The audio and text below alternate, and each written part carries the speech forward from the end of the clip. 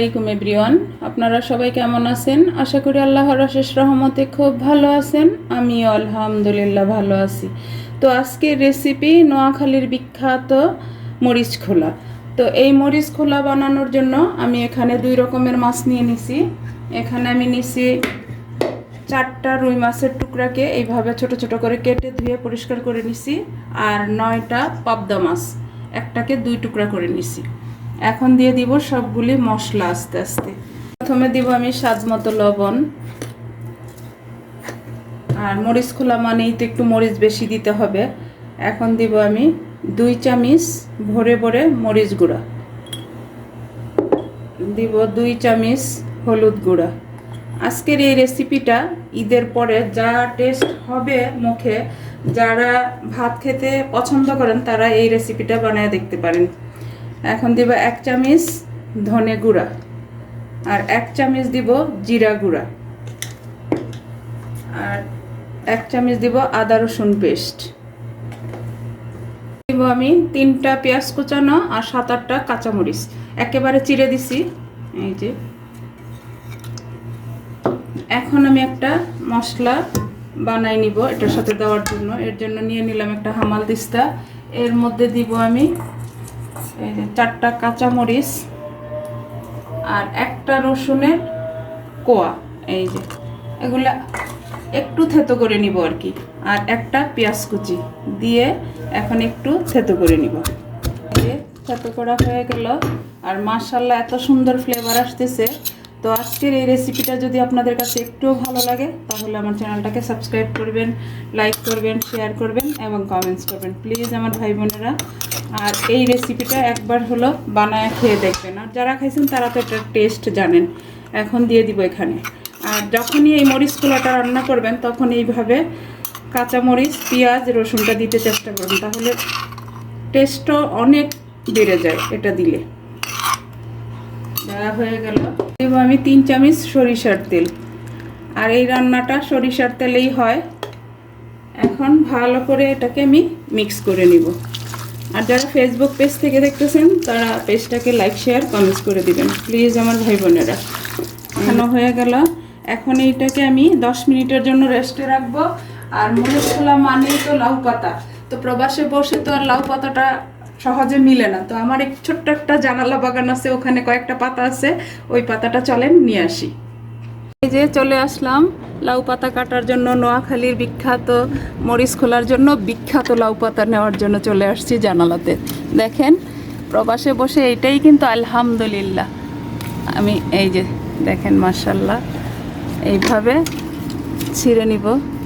এই যে দেখেন মাশাআল্লাহ মাশাআল্লাহ। এই যে আমরা তো আর বাংলাদেশে নাই যে বাংলাদেশ থেকে যে কোনো সময় লাউ পাতা পেরে নিয়ে আসবো বা বাজার থেকে কিনে নিয়ে আসবো। এখানে সব সময় সবটা পাওয়া যায় না। এই লাউ পাতাগুলো নিয়ে আসলাম একেবারে কচি কচি। আর এই লাউ পাতা উঠাতে গিয়ে দেখেন নখের অবস্থা কি করছি, একেবারে কালো হয়ে গেছে। এখন এইভাবে আঁশগুলা ছাড়িয়ে ধুয়ে নিব। যে লাউ পাতাগুলো ধুয়ে নিলাম। এই পর্যায়ে কেটে নিব 6-7টা লেবু পাতা। এই যে লেবু পাতাটা আমি মাজরা থেকে আনছি। এখন কুচি কুচি করে কেটে নিব। মাশাআল্লাহ অনেক সুন্দর একটা ফ্লেভার চলে আসছে। এই যে দিব একটু ধনে পাতা, একেবারে অল্প একটু নিয়ে নিলাম। এই যে এখন মাছটা আমার ম্যারিনেট করা হয়ে গেছে। এর মধ্যে যে লেবু পাতা কুচানোটা দিয়ে দিব আর ধনে পাতাটা দিব, দিয়ে আবার একটু মাখায় নিব। এখন আর একটা ফ্রাই প্যান নিয়ে নিলাম আর নিয়ে নিব ফয়েল পেপার। এখন ফয়েল পেপারটা এই যে এখানে দিয়ে দিব। এই যে আমি ফয়েল পেপারটা একটু ডাবল করে দিয়ে দিলাম। এখন আমি মাছগুলো এখানে দিয়ে দিব। বিসমিল্লাহির রহমানির রহিম।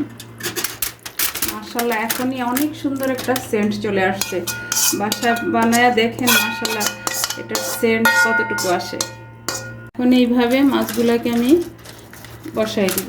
দেখেন এখনই কিন্তু অনেক সুন্দর একটা লুক চলে আসছে। আর যদি লাউ পাতা বেশি থাকতো তাহলে নিচেও কিন্তু আমি লাউ পাতাটা দিতাম। যাদের হাতের কাছে বেশি আছে তারা চেষ্টা করবেন নিচেও দেওয়ার জন্য, কারণ লাউ পাতাটা তো আমরা খাবো, তাই না? আমি এই যে লাউ পাতাগুলো এইভাবে দিয়ে দিব। গাছ, নিজের গাছের লাউ পাতা যেমনই হোক না কেন অনেক ভালো লাগে। প্রবাসে বসে লাউ গাছ লাগিয়ে জানালায় তাও লাউ পাতা খাওয়ার মজাই আলাদা, তাই না? এই যে দিয়ে দিলাম। এখন এই লাউ পাতাতে তো কোনো লবণ নাই, তার জন্য আমি একটু উপর দিয়ে সামান্য ছিটাই দিলাম 1 পিঞ্চের মতো। আর দিব 1 চামচ সরিষার তেল, তাহলে লাউ পাতাটা খেতে অনেক টেস্টি হবে। তো প্লিজ আমার ভাই বোনেরা, আপনারা এইভাবে বানান, বানায়া খান আর আমাকে কমেন্টসে জানান। এখন আমি এই যে ফয়েল পেপারটাকে মুড়িয়ে দিব,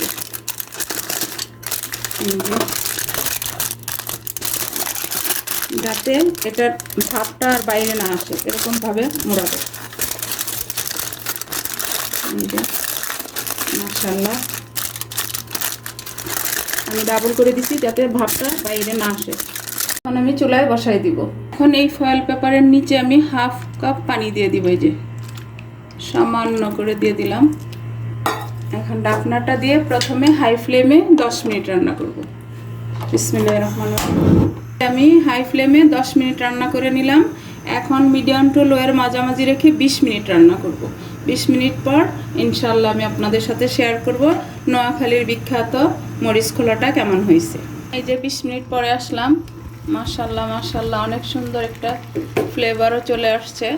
এখন আমি এই আমার মরিচ খোলাটাকে উল্টাই দেবো। আরেকটা ফ্রাই প্যান নিয়ে নিলাম, এই যে দিয়ে এইভাবে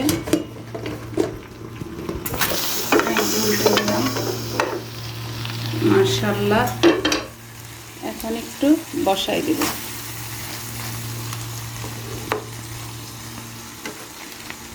এখন আবার আমি ঢাকনা দিয়ে মিডিয়াম টু লোয়ের মাঝামাঝি রেখে আরও 10 মিনিট রান্না করব। এই যে 10 মিনিট হয়ে গেল। মাশাআল্লাহ, আমার নোয়াখালীর বিখ্যাত মরিচ খোলাটা হয়ে গেছে। মরিচ খোলাটা নামাবো, আমি একটা বড় প্লেট নিয়ে নিলাম। এখন চুলাটা অফ করে দিলাম আর এই যে উল্টাই নিলাম। এই যে এখন টেবিলে রেখে দিলাম। হয়ে গেল নোয়াখালীর বিখ্যাত মরিচ খোলা খুলজা সিমসিম, খুলে গেল। এখন আমি ফয়েলটাকে উঠাই নিব। এই যে একেবারে গরম ধোয়া ওঠা মরিচ খোলা, আর গরম ভাতের সাথে তো যারা খাইছেন তারা বুঝেন যে এটার স্বাদ কতটুকু। মাশাআল্লাহ মাশাআল্লাহ, এত সুন্দর ফ্লেভার আসতেছে দেখেন। ওই যে উপর দিয়ে আমি একটু তেল দিয়ে দিছিলাম, সেই তেলটাই কিন্তু এখন দেখা যাচ্ছে। আর ফয়েলটা একেবারে একটা ফুলের শেপ চলে আসছে, এই যে দেখেন। এখন আমি একটা লাউ পাতা আপনাদেরকে দেখাই। দেখেন একেবারে সিদ্ধ হয়ে গেছে, কারণ আমরা তো লাউ পাতাটাও খাবো। একেবারে গরম তো হাত দেওয়া যাচ্ছে না। দেখেন মাশাআল্লাহ, আমার মুখে কিন্তু পানি চলে আসছে। দেখেন মাছগুলা একেবারে সুসিদ্ধ হয়ে গেছে। আমি আপনাদেরকে চামিচেই দেখাই, যেহেতু ধোঁয়াটা আপনারা ক্যামেরায় বুঝতে পারতেছেন কিনা সেটা আমি জানি না। এই যে দেখেন মাছ, দেখেন মাছগুলা, এই যে এটা রুই মাছটা আর এই যে পাবদা মাছ একেবারে নরম সফট হয়ে গেছে। এই যে তো এখন আমি এই যে প্রবাসে বসে আমার জানালা বাগানের লাউ পাতা দিয়ে বানিয়ে নিলাম নোয়াখালীর ঐতিহ্যবাহী মরিচ খোলা। তো এই মরিচ খোলার যদি আপনাদের ভালো লাগে আমাকে অবশ্যই জানাবেন। যাই হোক, আমার রেসিপিটা বানানো শেষ হয়ে গেল। আমি আপনাদের কাছ থেকে বিদায় নিব, আবার নতুন কোনো রেসিপি নিয়ে আসব। আল্লাহ হাফেজ।